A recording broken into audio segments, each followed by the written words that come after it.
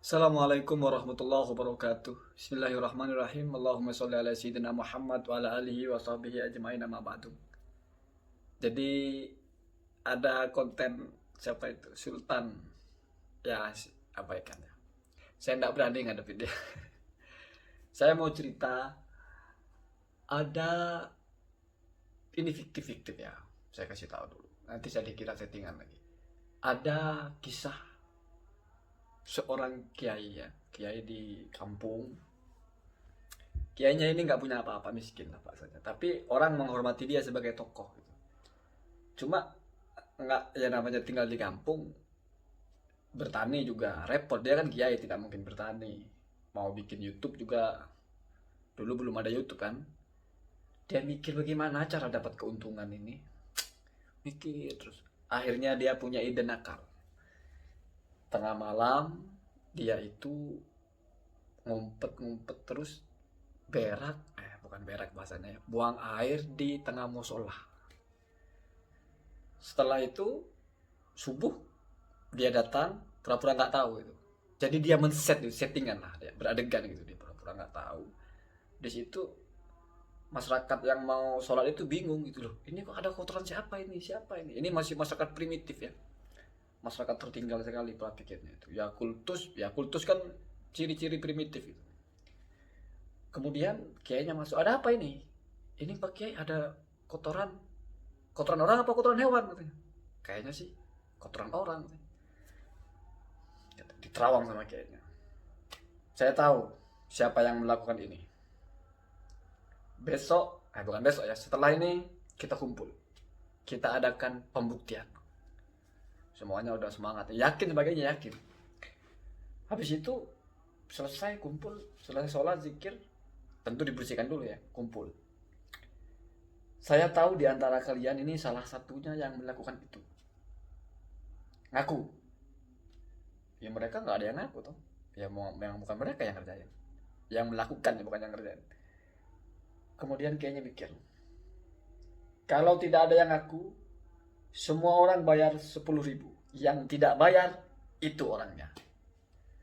Ya bayar mereka semuanya kan, bayar subscribe, bukan subscribe ya, bukan YouTube ini, bayar, transfer. Kenapa? Karena pikir mereka itu benar, membuktikan ini benar, caranya seperti ini. Yang tidak bayar itu pasti dia yang melakukan itu kan, karena kayaknya dipikirnya kan kayaknya ini sakti. Jadi namanya sudah dianggap sakti ya, ya apa yang diomongin benar gitu pikirnya gitu. Selesai terkumpul banyak duit itu, ya sudah pulang, saya sudah tahu kok siapa yang buang air, siapa yang melakukan itu. Terus pulang dapat uang banyak kan kayaknya, dasar orang kampung katanya dapat, ya anggaplah jutaan lah, mungkin banyak orang itu. Soalnya sekampung harus kumpul semua karena ini pasti salah satu dari mereka itu. Kalau sekampung kan lumayan, kalau misalnya 700.000 orang, 700.000 atau 100.000 subscriber penduduk, ya kan banyak itu. Kalau seorang 10.000 kan bisa puluhan juta. Kayaknya mikir, wah enak juga ini. Nyari duit begini nih masuk akal juga kata kayaknya. Terus dia mikir, bagaimana kalau kita upgrade gitu. Kalau saya berak di musola, semua orang bayar 10.000. Bagaimana kalau saya berak di masjid? Dia kan bisa 100.000 nanti. Jadi pikiran kayaknya itu bisnis. Kalau musola 10.000, masjid saya bisa 100.000. Kenapa? Karena masjid ini penghinaan kepada agama Islam ini lebih besar lagi ini. Kalau musola kan gak ada acara apa, bela musola kan gak ada. Kalau ada bela masjid kan ada. Jadi kalau ada orang berak di masjid ini, tersangkanya ini sudah menjadi orang yang terkutuk sekali kan. Kenapa? Karena menghinakan Baitullah, rumah Allah gitu, simbol Islam gitu, musuh agama gitu.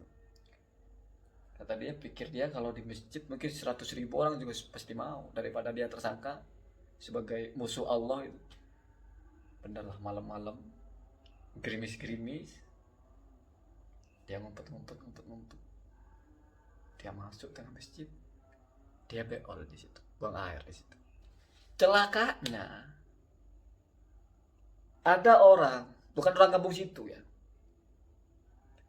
Taruhnya misalnya ini kampungnya Surabaya gitu. Ini yang tahu ini orang Aceh misalnya. oh Aceh orang kampung ya, orang kampung lain lah. Dia ngelihat, oh kiai yang berak di situ ya, di mana, di masjid. Setelah itu dia bilang ke teman-teman sekampungnya, tadi saya lihat kiai berak di masjid. Orang-orang sekampung itu kumpul semua, dia berak semua di masjid itu. Dipikir mereka itu adalah hal yang baik, ritual gitu bahasanya. Oh kiai itu sakti, kiai itu kan panutan kita, yang dia kerjakan kita ikuti. Berak semua, penuh itu masjid dengan kotoran. Pagi-pagi kiainya datang, ngelihat, pikir kayaknya ini perasaan semalam cuma satu, di tengah sedikit ini kok jadi semuanya penuh dengan kotoran ini. Bingung kayaknya, itu ini apa yang terjadi sebetulnya. Lalu dia tanya, kok bisa seperti ini, siapa ini yang beol? Kami wahai kiai. Loh kenapa kalian beol di sini semua? Satu yang maju, sebab tadi malam tidak sengaja saya melihat jenengan berak di situ, ya kami mengikuti gitu. Kata kayaknya, aduh sial, gagal panen gitu. Ya sudah, bersihkan, selesai. Setelah itu ini kita kan bertanya-tanya, seharusnya masyarakat itu kan berpikirnya panjang. Oh berarti yang di musola itu kamu juga ya kiai yang beol ya, kan begitu berpikirnya seharusnya. Atau seharusnya ketika ngelihat kiainya beol di situ sudah terbukti, oh ternyata kiainya yang beol, terus setelah itu dia nuduh-nuduh orang, setelah itu dia minta yang tidak apa, yang nggak ngaku suruh bayar gitu. Oh berarti ini akal, ya kan kalau berpikir cerdas. Tapi kalau sudah kultus, sudah nggak masuk pertimbangan itu. Sudah itu sudah bersihkan, selesai kasus. Bahasanya itu case close gitu, kasus sudah ditutup itu. Oh, ya sudah, kita bersihkan. Sami nawatona, ikuti kata kiai gitu. Ini kiai zaman dulu ya. Kalau zaman sekarang nggak ada lagi orang begitu. Yang entah kiainya juga nggak ada juga yang seperti itu. Terus pengikut kiai sekarang itu nakal-nakal. Sekarang kiai itu dikritik-kritik, nggak ada lagi kiai di. Ya mungkin ada satu ada mungkin yang sudah kelihatan salah tapi masih dibela, ada. Tapi mungkin jarang ya.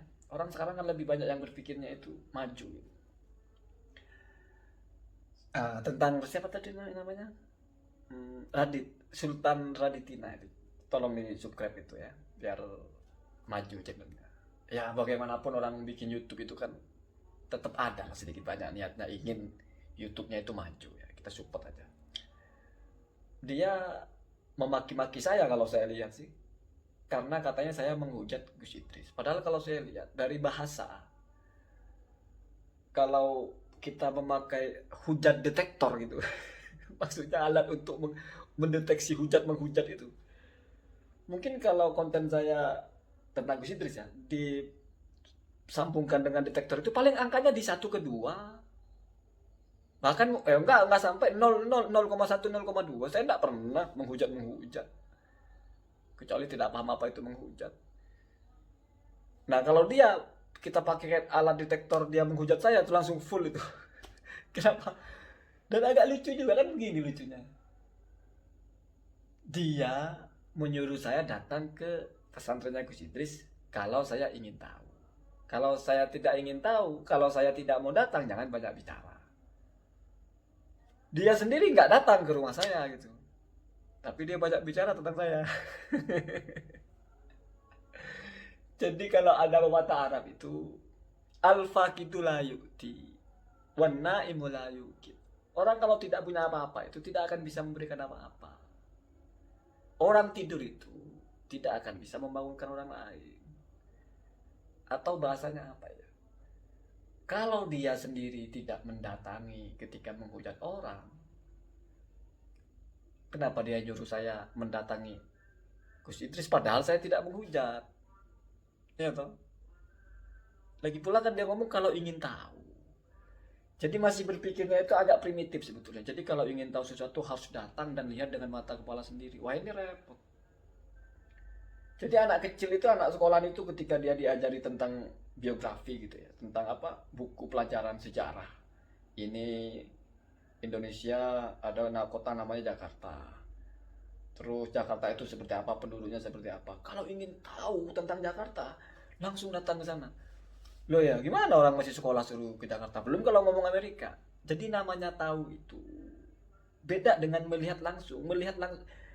Untuk mengetahui sesuatu tidak mesti harus melihat langsung. Kita tahu Nabi Muhammad tidak melihat langsung gitu. Bahkan kita tahu Allah. Maksudnya kita tahu hal-hal yang harus diketahui tapi tidak pernah melihat langsung. Kalau teori berpikirnya setiap ingin tahu sesuatu harus melihat langsung, ya repot. Saya tidak menyalahkan itu. Mungkin bagi dia kalau ingin tahu sesuatu itu harus melihat langsung, ya silakan berpikir seperti itu. Bagi saya enggak. Saya mendengar orang ngomong dari belakang kamar, saya tidak tahu, tidak melihat langsung, tapi saya tahu di situ ada orang. Ini namanya iltizam ya. Saya tahu si Radit itu orang, walaupun saya tidak melihat langsung. Dan dia masih hidup, walaupun saya tidak melihat langsung, saya tahu persis dia masih hidup. Saya tahu persis dia bisa ngomong, saya tahu persis dia pakai baju, saya tahu persis dia pakai kaos. Walaupun saya nggak melihat langsung. Itu cara berpikir saya itu. Jadi ingin tahu tentang pesantrennya Gus Idris, nggak usah melihat langsung juga. Bahkan bisa jadi yang melihat langsung, saya bisa jadi lebih tahu daripada yang melihat langsung. Ini saya punya teori ngomong seperti itu. Jadi dulu, ya biar ada juga ada tambahan, kita semua lah bisa ada tambahan pengetahuan. Jadi ada kaidah itu, rubba samiin afqahu atau afhamu min hamilin. Ingat, rubba samiin enggak, rubba samiin dia afhamu min hamilin. Kadang orang yang mendengar saja lebih paham daripada yang membawa. Ini kasusnya dalam hadis ya. Jadi kalau saya bahasakan, orang pendengar kedua justru kadang lebih paham dari pendengar pertama. Jadi hamilin itu orang yang membawa. Jadi misalnya Nabi menyampaikan sabda kepada sahabat A namanya. Kemudian sahabat A ini ketemu dengan B dan bercerita. Qala Rasulullah Shallallahu Alaihi Wasallam. Tadi Nabi bersabda. Lalu ternyata si B ini lebih paham dari A. Itu sering terjadi. Kenapa? Karena mengetahui sesuatu itu nggak cukup dengan perangkat mata, nggak cukup dengan telinga, nggak ada faktor-faktor lain. Ada analisa, ya toh, ada kita compare dengan teori-teori. Kalau tidak tahu tentang pesantren, mau kita melotot itu untuk fix ini pesantren apa bukan kan tidak tahu. Belum kalau mau bicara ini pesantren salaf, ini pesantren masuk pesantren salafi atau pesantren esri atau pesantren mustarok, maksudnya campuran gitu, kan nggak tahu. Ya, walaupun melihat, jadi tahu itu enggak, melihat itu bagian kecil saja dari mengetahui. Kenapa? Karena tahu itu, kalau mengerti tentang definisi ya, tahu itu kalau bahasa Arabnya kan ilmun, al-ilmu. Ilmun itu idrakul maklumi bi muwafiq atau muwafiqin alal waqi. Mengetahui sesuatu atau mendapatkan informasi di mana informasi itu sesuai dengan fakta, itu namanya tahu. Jadi walaupun kamu tidak melihat langsung, tapi kamu tahu mendengar bahwa anakmu, misalnya temanmu yang baik-baik saja menikah, walaupun tidak melihat langsung, ya itu sudah sama dengan kamu melihat langsung. Kamu sudah tahu kalau dia menikah, ya tuh. Gak mesti harus melihat langsung. Kita tahu di Jakarta Jokowi dilantik, walaupun kita nggak melihat langsung kan bisa tahu itu. Masa harus untuk tahu persis dilantik datang melihat? Ya memang bagus kalau ingin betul-betul sempurna tahu lihat. Tapi kan saya tidak mau tahu juga. Kenapa? Karena soal pesantrennya Gus Idris saya bilang itu pesantren kok. Kalau seandainya makanya seharusnya kalau si Raditya ini menyimak dia nggak akan ngomong seperti itu. Lah tentang pesantrennya itu saya bilang itu pesantren. Kenapa? Karena saya tidak menyaksikan betul, maka saya mengambil kesimpulan yang aman. Al-hukmu bid-dawahir itu asas dalam Islam. Saya melihat dari tayangannya itu pesantren. Ya sudah saya bilang itu pesantren. Kalau saya bilang itu bukan pesantren, baru saya butuh bukti yang lebih jauh. Kenapa? Karena jatuhnya kepada menuduh. Kalau saya bilang pesantren, enggak, ini jatuhnya kepada membenarkan apa yang dikatakan oleh Gus Idris bahwa dia minta donasi untuk pesantren, nah kan selesai. Ya orang salah paham ya.